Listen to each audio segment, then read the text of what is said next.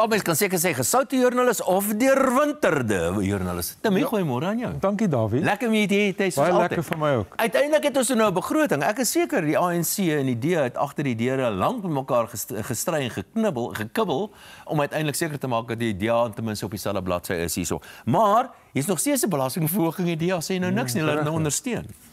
Nee, is reg, jy weet. En soos jy sê, volgende jaar vir die ANC solank alles net weer kan terugkeer na business as usual, dan sal op hulle gelukkigste.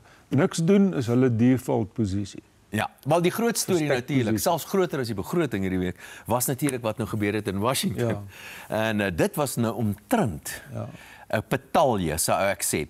Oorhoofs. Ja. Is dinge beter vandag as voor hierdie vergadering? Wel, ek dink ja.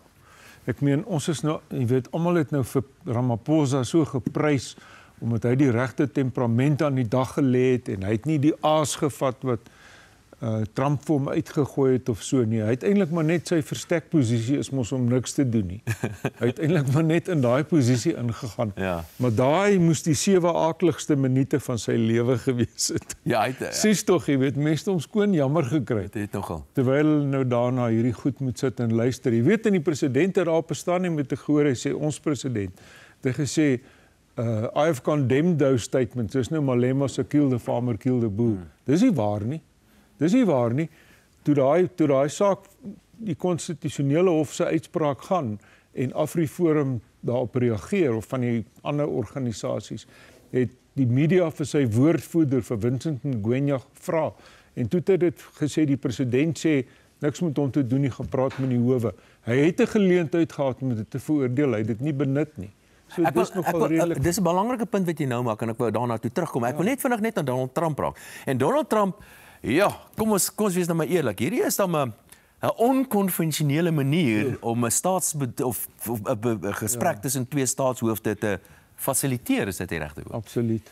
Kyk, jy weet, onthou net, hy het sy merk gemaak in realiteitstelevisie. Wat is hier The Apprentice? Ja. 13 jaar lank en wat hy geleer het daar, sê sy biograaf wat al 4 boeke oor hom geskryf het, Michael Wolff.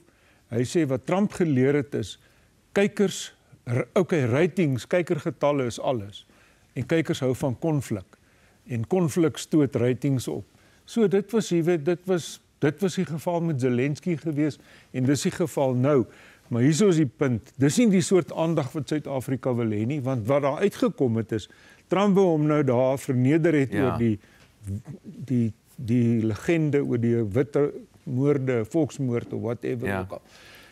Die konsensus wat uitgekom het, Suid-Afrika het 'n verskriklike misdaadprobleem. Dis korrek. Ek en jy weet dit al jare lank en elke mens wat in hierdie land bly weet dit.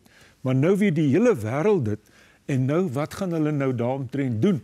Die ander positiewe ding is, jy weet, wat ons nou weer wat Woensdag 'n verdere manifestasie van was en dit is die ANC se beweegruimte word kleiner en kleiner. Hulle kan nie meer maak en breek soos wat hulle wil nie. In 30 jaar is hulle nog nooit so ingekamp soos nou nie. Die oë van die hele wêreld is op hulle.